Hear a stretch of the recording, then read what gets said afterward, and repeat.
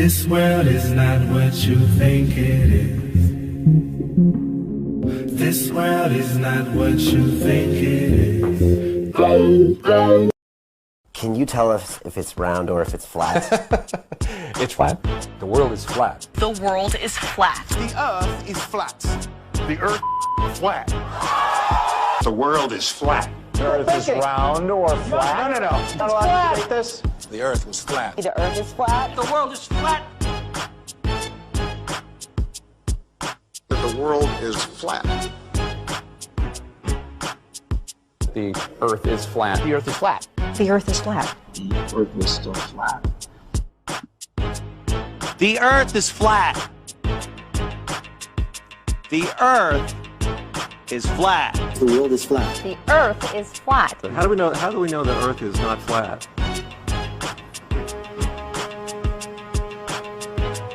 We don't. It's flat. The earth is flat. The earth is flat. Space is fake. The world is flat. Do you understand what I'm saying?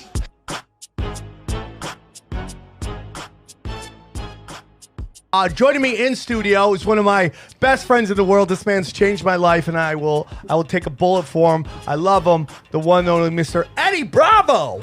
Thank you for having me again. Very excited about our guest who's joining us. He is in LA this Sunday. He has a huge show called All Is Atom. Please welcome a legend of the game, one of the OGs, Santos Bonacci, everybody. How are you, brother? Hey guys, thank you so much. Thank you, very nice. Great to be here. What do you think? What do you think the planets are? They're lights? Is it like it's not like dirt or like No. It's the planets aren't like Mars isn't like dirt. No, not at all. So they're not What are landing. they? So they're not landing Mars rovers on Mars, right? Not at all. Okay. Not at all. What are they doing? It's fake. Well, it's what they're doing is they're going to places like Greenland with very, very exotic landscape, and they're making it look like it, and then they're colouring it to look red and what have you. Wikipedia, if you go to Wikipedia, which I'm in now, and you look up under Saturn, in the first sentence it will tell you that Saturn is a gas giant. And then you go to Jupiter and it tells you that Jupiter is a gas giant. Yeah. Then you ask what the sun is, they say it's hydrogen and helium. Well, that's gas. Why is Venus or Mars or the moon where they landed, why is it an exception? You can see with your own eyes that it's a light. Ptolemy, for thousands of years before the Jesuit Copernicus turned up and made a spinning ball, was saying all of the 7 planets are entirely luminous. There it is. They are portals. They are holes in the sky. The great Italian genius Pierluigi Gina, who was a colleague of Marconi, the inventor of the radio, thank you very much, these two geniuses, he studied the sun and energy, and he's a stationary earther. He's insisted, up until the day he died, 2004, you see him on YouTube, little Italian man saying, "La terra è ferma." He says, me and Marconi discovered that the earth is stationary. It doesn't move. And then he takes you into his laboratory and shows you with strobe lights how you can prove quite easily that the earth does not move. Well, here we go. Well, We're in it. he said the stars are holes in the sky. So that got me thinking. The Greeks said that the stars are like nailed onto the firmament.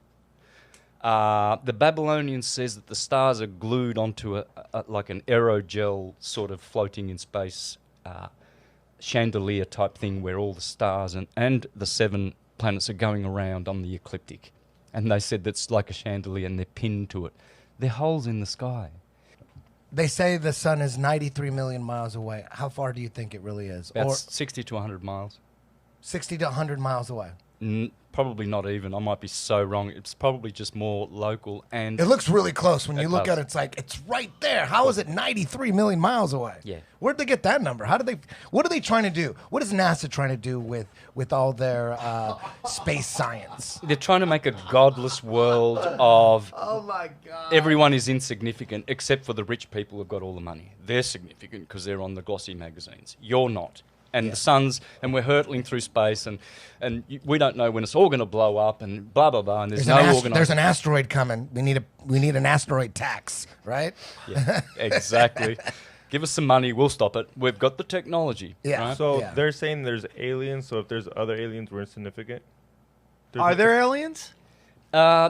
Well, it depends what you call alien. In Bhagavad Gita, they tell you that the demonic entities that have been under the earth, there are 7 more planets that are discs. What? Yeah. So dimensions. In the fifth 7 flat worlds? Pretty much. Yes, 7 Like levels. a book. So Like that's paper. where hollow theory and flat Earth Yes, collide. exactly. Or, no, syncretize. Yeah. I've syncretized it in all my countless flat earth videos that I've been making since 2015. I was one of the first ones that jumped on the flat earth.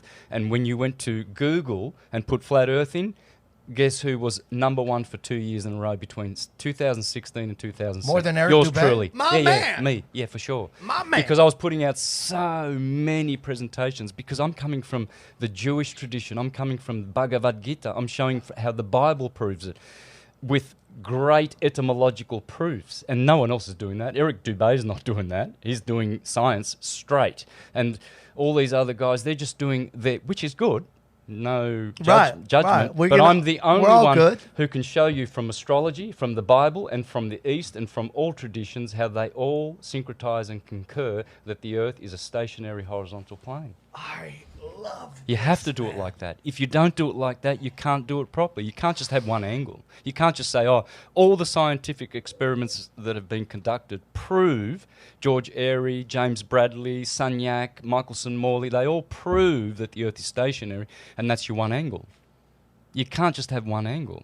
So if you're asking, what's the Earth? Well, it's just ether in a gross, more solidified form. So however you look here and whatever you do, you are the same in your etheric body, which is wrapped around you in an aura. Okay? So, for instance, if you get your arm amputated because it's so painful and it's got, whatever, some disease, years later you can still be feeling the pain from it, right? Yeah. Why? Why is that? Because the magnetic ether is still there. Your etheric hand is still there. You can't amputate that. And the pain is in it. Because if you've got pain here in your mind and physical body, psychosomatic, physical and psychological, then it must be in the ether as well. Because everything departs from there. Where we go wrong is we've followed materialist scientists like Newton, Aristotle and Einstein. They are materialists, not Plato, who was transcendentalists. So I'm a Neoplatonist. But that was done on purpose, right? Exactly. We put these guys, I talk about it with the, they're called the Boule, and like they've created these guys in the black community to drive this group of people a certain way, to think a certain way, act a certain way. They did that with science. They took these scientists, they pushed them to the front, and they pushed the narrative that these people at the top wanted them to push, and the truth of the matter is that human beings are trustworthy people. Mm-hmm. They want to believe because they're good people. They want to think you're good people. You see that a lot with these prank shows, right? Really what prank shows are is you're just fooling nice people. That's right.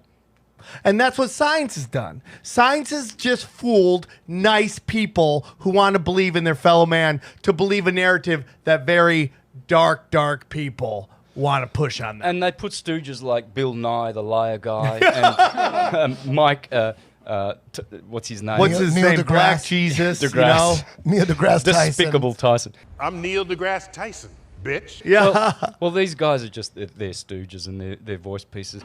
What they want you to believe is that everything comes from the material substance, like a primordial soup, and then we evolved through that, and it was unconscious, but somehow consciousness and love and affection and music and all these other transcendental gifts that we have evolved from that, right? Whereas scripture and true science really teaches that everything that you see with your physical eyes that is electrical comes from counter space.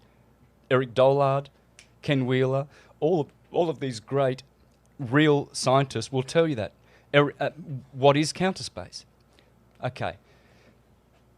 Fortunately, we have a really good example of how to explain how we come here and how everything comes here via the computer. Yeah. If you go and buy a hard drive, 50 gig hard drive, and it's empty, you've got the same brand and it's full. It's got 50 gigabyte of photos and movies and all sorts of stuff on it. Which one weighs more? That one does. Does it? No, it doesn't. Come on, XG. They weigh the same. And yet this one's full and this one's empty. How is it that a computer full of data still weighs the same? Because the files, they're in counter space. They're not spatial. They're zeros and ones. They do not occupy any space. You can't open a hard drive and say, oh, there you go, there's my photo. Yeah. Like a doctor can't open your heart and say, Counter oh, there's space. that bad emotion that caused the heart attack. You didn't forgive your brother 10 years ago. Now we have to operate on your heart. Let's get this emotion and chuck it out. Let's check out your brain too and pull out all the bad thoughts. They're not there. Where are they? They're stored in counter space. So what happens is... Where is counter space? Exactly. Well, it's the transcendence. It's counter space is not visible to us, but it is where everything comes from. And atoms, redshift, blueshift, are what brings them out into the material world by means of a vibration, a toroidal field. You see, a torus field, like your torso, it's redshift, blueshift. You see, there is a red and blue yin and yang, which is always a subset to the black and white yin and yang. And the red and blue yin and yang is on the Korean flag. The South Korean flag has the red and blue yin and yang. All they're telling you on that flag is that those are the two colours of polarity of the vibratory physical world. The magnetic radiation world is not physical. Magnetism, which is 10 billion times more powerful than electricity, is spiritual. Thank you, John Mawelski. Electricity is physical. This is electric. Your spirit and soul, magnetic. Now, who created the sun, in your opinion? There you go. Good one. So, Getting points, dude. Yep. All the ancient Greeks... questions. Yeah, for sure. The sun is created... There's three suns, by the way. Like, there's three of you. Spirit, soul, and body. Okay? There has to be. It can't work any other way. Otherwise, you wouldn't be animated. The spirit and the soul are different? Absolutely, they're different. What's the difference? They are one, but they are different. And as magnetism and electricity are one, but different, you have to understand this. It's like fire has always got light and heat to it. But heat is different to fire. I can get heat without a fire. But fire is never separate from heat. So fire is one, heat is another, but they are one. And light, which comes from fire, is also different, but they're all one. It's a trinity. Fire is a trinity. Water, the same.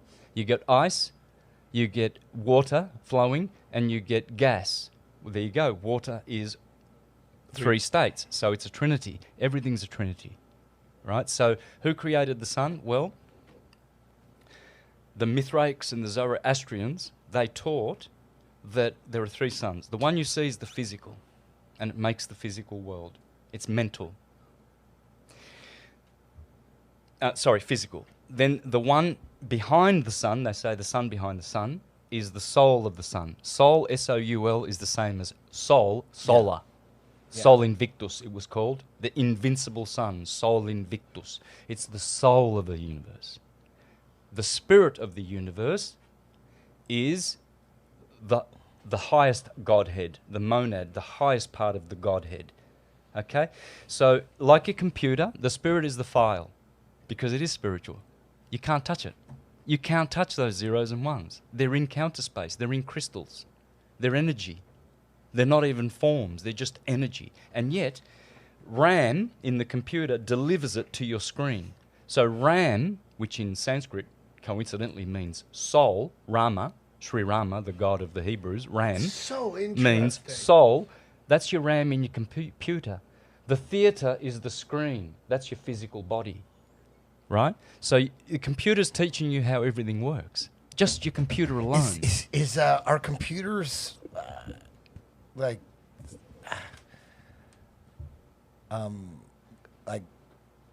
sacred? I mean, how do they control? How do they organize and store video that you can't see, that's not in there, but it delivers it to your screen?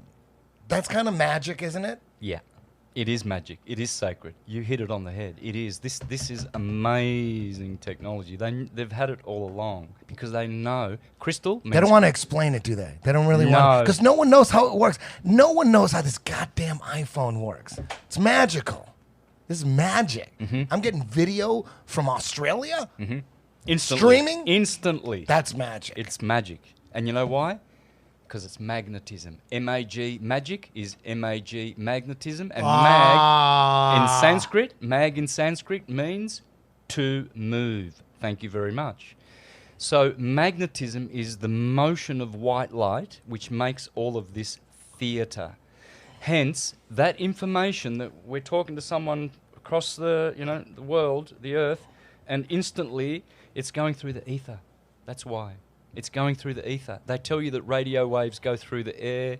They tell you that some other waves go through the water and everything. What about the ether? Einstein destroyed the ether, whereas guys like Tesla, Eric Dollard now, Ken Wheeler, they're bringing back the ether. Thank you very much. When they did the interferometer experiment, Sagnac and Michelson Morley, to see if the Earth is moving, what they did was they made this big table that turns, and they had light projecting from this angle, contrary to the supposed motion of the Earth, and then one's going in this way, which is going with the flow of the Earth. And what happens was they shot a beam of light across to a reflector, split the beam, split it again, and then recombined the beams of light, and they didn't have any interference patterns, proving that if you've got a round table that is turning on a spinning Earth, and you have beams going across each other, split and then recombined with no interference patterns, then nothing is moving that is solid. It's the ether. They proved, Michelson Morley, that the ether exists. Thank you, Pierluigi Gino as well, the Italian genius, who said, the sun is rotating above our heads in the ether. And Marconi, they all knew this. Are they part of the filament? I mean, like, are they inside it, or are they just part of it? Inside. They are inside of it. With the stars, or what are you talking about? They are on the firmament. The stars are on the inside of the firmament. No, they're the stars on holes. They're The stars in are the holes. filament. They When are you in- see a star, that's a hole in the filament. Yes, but the sun is on the ecliptic under the stars. They are called the fixed stars. Then the 7 planets, we're calling them planets, but they are called the wanderers. The Greeks called them the 7 wanderers, okay? Because they also look just like the stars, but they keep moving, whereas, Taurus and Aries, their positions never move, and yet Jupiter's going through them every year, and Mercury and the Sun, they're going through them on the ecliptic. Well, those 7 planets, according to the Jewish system, like the Russian dolls, like an onion, layers within layers, we on the Earth, we are one layer. Then the Moon's layer, the Moon is the first portal. She's the first wormhole. She has the first sphere above our heads. I believe that's what they call the ionosphere, the troposphere, and all these spheres, and then they call them belts. Kuiper belt, asteroid belt, Van Allen belt, sphere, belt, There's sphere. all the belts, man. Astro Toroidal- belt, Van Allen belt. Those are just... The planetary spheres. Oh, They are belts. man. They are Johnny's mind is blown. Look at him.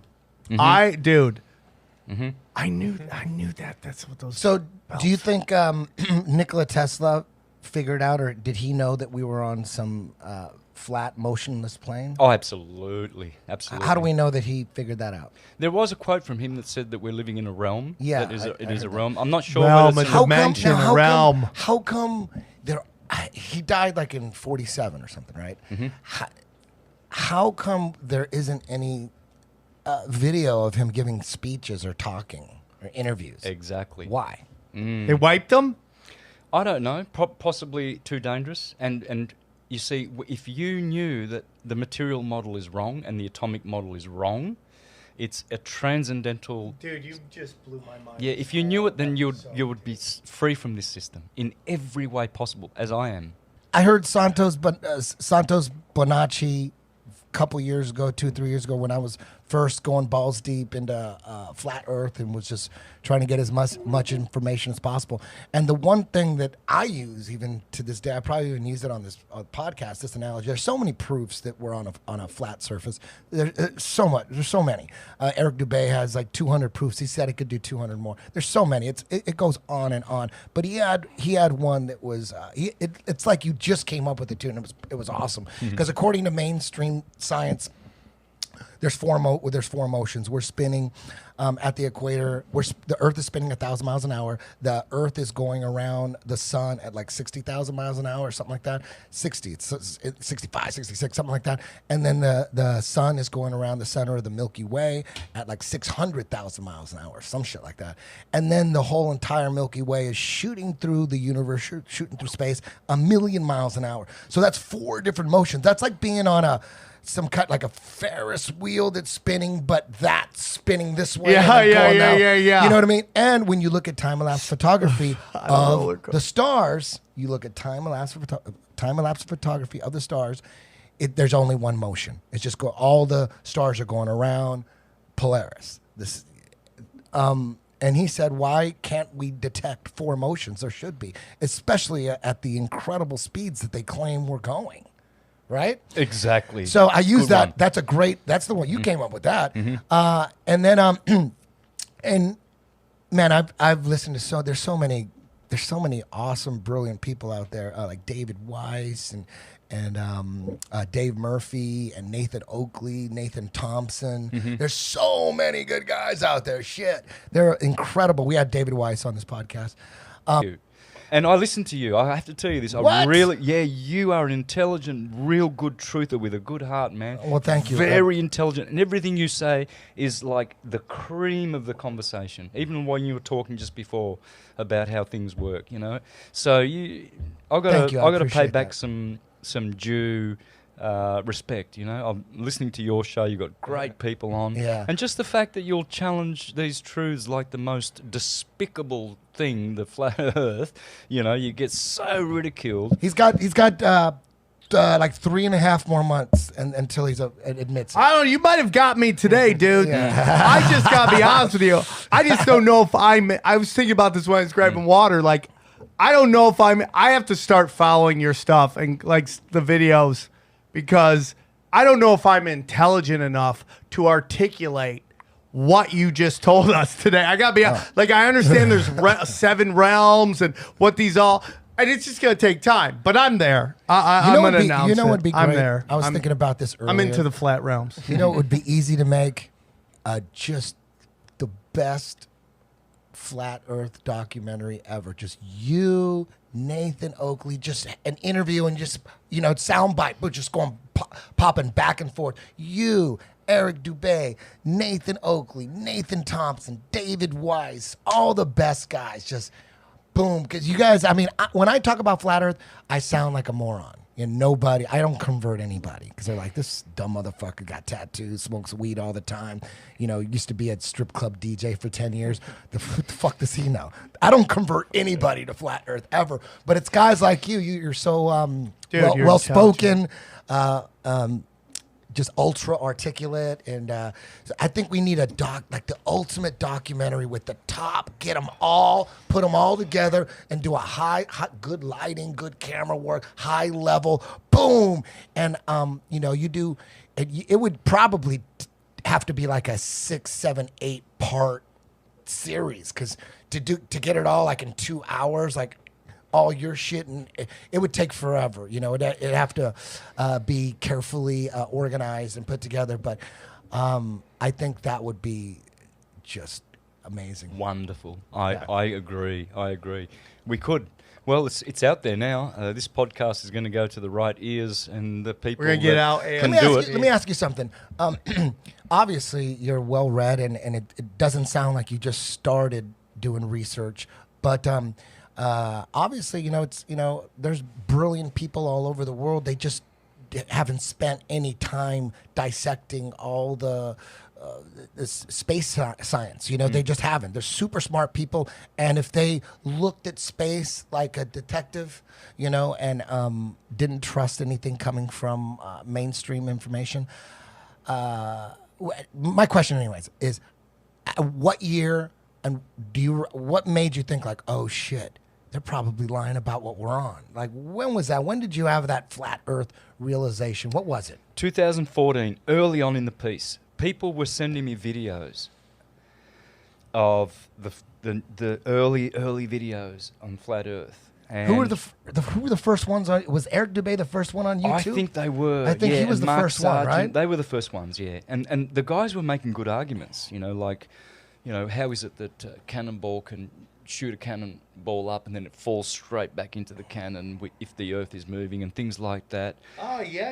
And aeroplanes flying from Los Angeles to Paris, 8-hour trip, going in reverse, 8-hour trip. I thought about that, and I'm thinking, wow, how can I ever disprove that? But I've had 4 years prior to that moment of teaching using the Ptolemaic stationary astrological model, but explaining it with heliocentric Copernican explanations.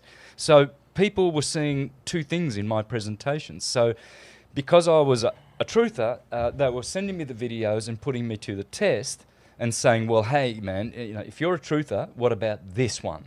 So I had to research it, which I did, due diligence. And I realised immediately that the model I was using in all of my presentations was the true model, only I was explaining it with ball moving explanations. It didn't discount the material that I was doing. It didn't destroy it. It still stands. That I left the videos up, but now everything changed and shifted, and I can explain it now. So it's more. So now you're like, oh damn, they were telling the literal truth. Mm-hmm. You were trying to translate it into the heliocentric model. Spot on. Yeah, spot on. And then you realize, wait a minute, there's no translation necessary. They actually meant this is a stationary plane. It was a literal thing. You're probably thinking like, that's like a metaphor. For me, it was a smooth transition because it's already in my past works. But for people out there, like a lot of people really hated the fact that I, an astrotheologian or a syncretist, would go to this horrible new world order teaching of the flat earth. One guy made a video and said, Santos has gone on to the flattest world order. I remember that word, the flattest world order, and stuff like that. And a lot of people put videos out against me, and it was really blood-shedding Why days. are people so angry about it? Why do they get so mad? And what does it upset them so much? I know why. I know. What upset me was, dude, on my iPhone, I had a picture. Every time I turn on my phone, now it's my baby boy. But it used to be the default setting was the Earth, the blue marble. So the first guy that brought it up to me was a guy named Manny. He's one of my students, and he's a total truther, just like me. We talk about a lot of shit. Then he would say, dude, you ever look into flat Earth? And at that moment, I wanted to break his sternum with my fist. I just wanted to punch a hole through his chest. And I thought I lost a soldier. I thought like, dude, you better not ever bring that shit. I go, my phone has I look at Earth every fucking day multiple times. So shut the fuck up about that. I'm looking at a picture. And then another guy, Ernest, guy goes, hey, you ever look into flat Earth? Another student. What year was that? Like 2015, 16, something like that. And then Ernest, another student, he said, you ever look into flat Earth? I'm like, fuck, dude. I'm losing, dude. I go, I got to have a vetting a procedure here to get, too many crazy people are entering my class. I got to cut them off. And I was really angry. So then we battled. Like, I'm going to prove it once and for all. He goes, do you think that picture on the phone, do you think that's a real picture? Go online and see if that's a real. So I went on, I went to, before I went online and went to Google and put pictures of Earth from space, I heard that argument before. I heard like, dude, just go put pictures of Earth from space. But it was just like in the back of my head. So once I began, my quest to prove the Earth was a ball, that was the first thing I went to. Pictures of Earth from space. And I thought, look at all these pictures going to come up. Earth going to be round, going to be a ball. So when they all popped up, I looked at it and said, everything was like NASA.gov, NASA. And I was already a believer that the moon landings were hoaxed. And I knew we couldn't trust NASA. But I had no idea. I thought NASA was about the moon and that's it. I didn't know NASA controlled all space information. I didn't know that. But once I figured that out, I go, wait a minute. These pictures are all coming from NASA, the same company that faked, or the same agency that faked the moon missions. Like, we got a problem here. I didn't know it was all NASA. I thought NASA was just the moon. That's all. They just fucked with the moon. That was their responsibility. I didn't know space was their responsibility. And I'm like, right away that night, I'm like, oh no, we got a problem here. We got a problem here. Houston? All these pictures are coming from NASA? Mm-hmm. Ooh. And then real quick, I'm like, they do look cartoony. And then they admit it. You look into it, it goes, oh, these are composites. And then they admit it. They admit that they're not real pictures. I thought, oh, fucking shit. And they go, but we do have a real picture. We do have one. And we took it when we were on the moon. I'm like, oh my God, you have none. That means you have none. They say, oh, we have one. That's the one from the moon. I'm like, dude, you have none then. How about that video when the picture goes and it keeps playing out and they turn on the lights and it's just basically, they said it was Earth, but it was just through like the glass on the deck. It wasn't even a real picture. Oh yeah, they were trying to make it look like they were like 200,000 miles or halfway to the moon, so they had to make the Earth look small. Yeah. When in real life, they were probably just 50,000 feet in the air or something like that. They're probably high altitude airplane or something like that, where they're looking out the window and you could see, because like all those fake ass pictures from the International Space Station, it's the same thing. It's always that same look. Those clouds, they look like you look like you're on a regular airplane. I'm on a plane every weekend, and those clouds they look exactly the same. They're not that big. If you were really like, what they say, 250 miles up or whatever in the International Space Station, those clouds would be fucking microscopic. Mm-hmm. But they're fucking big, and you could just tell they put a little curve, and then put like a little arms, like a little solar panel on the side. Every picture got a little solar panel on the side, so that you know that you're on the International Space Station. They all got the same shit, and it's the same. And it's the same. It's the same little curve. And there's no. Dude, the International Space Station is the funniest one. There's no video of them fucking putting it up there. There's no video of them constructing it. Yeah. Even that astronaut that was on Joe Rogan's podcast last week. Yeah. Joe goes, they go, oh, the astronaut goes, yeah, when I first went on the International Space Station, they didn't have what was the gondola? What's it called? There's a name for the window. It's like 5 different windows. It's the gondola or something like that. They got a name for it. He goes, when I first went up there, they didn't have it, but then they had it the second time I went up. And then Joe goes, they built that shit? How did they do that? And then he's like, yeah, we just we just had a little module. They just put another module, and like, you built that shit up there. There's no video of dragging that thing up, and it's just floating there. Oh, we're just floating. We're just fucking floating. Nobody's falling. You're just floating up there. There's no video of the construction. Get the fuck out of here with that. That's ridiculous. Let me ask you something. This is, and then the laws of physics, I felt, were created to make it so you couldn't understand anything past what they wanted you to know. Exactly. So they create these laws, and they're like, if anything doesn't fall under these laws of physics, it's not possible. And then all these people, these scientists, ran with it. And to me, it's like there's tons of things that don't fit into the laws of physics that I think exist. But because you're telling me it's basically set the framing. And anything outside this framing can't be real because it doesn't fit within the frame. And that's done on purpose. Absolutely. 3.5 months. And I'm already there, dude. You haven't admitted it yet. You haven't admitted it. How close are you? Couple months? 5 months? I'm not married to the ball. That's it. So you don't, when someone says, are you a flat earther, you say no? I'm not married to the ball. Exactly. I got that term from you. I'm not married to the ball. Yeah. So you're not a flat earther yet? No, not yet. Dude, I held on for like a year and a half. I wouldn't say. I go, I don't know what we're on. I don't know. It could, but I'm just. That's where I'm at right now. I don't believe we went to move. So, like you said, if that's NASA, then NASA's showing me that we're a globe. So it's one of those things where it's like, do I believe one or the other? Yeah. So it's like, Flat. Flat. Round Earth believers saying that the Earth is not flat. Flat. Hello? Hey, who? What's up? Nothing big. Just watching the game, having a bud. What's up with you? None. Watching the game, having a bud. True. It's flat. Flat. Yo, what's that? Yo, pick up the phone. Hello? It's flat.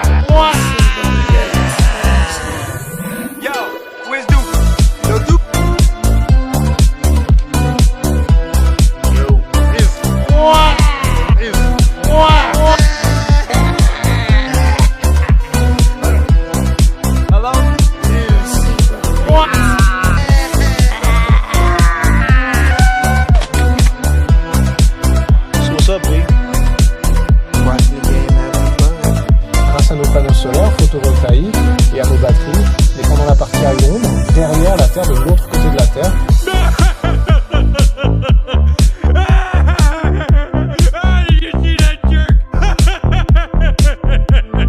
Grâce à nos panneaux solaires photovoltaïques et à nos batteries, dépendant.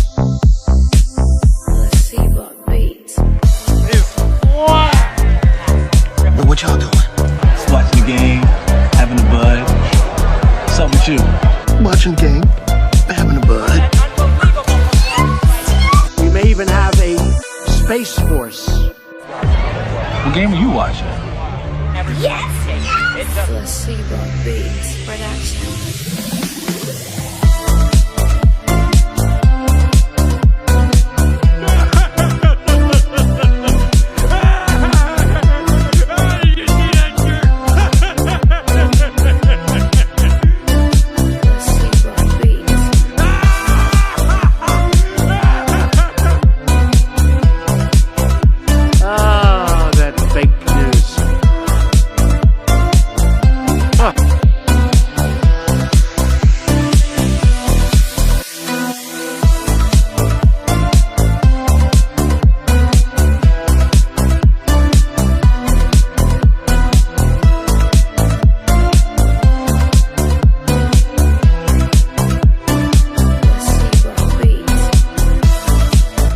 Earth is a giant ball of lava with a thin crust on the top, which we think of as like the surface, this thin crust. And it's mostly just a big ball of lava. What would you do with a brain if you had one? The Earth is flat. This world is not what you think it is. This world is not what you think it is.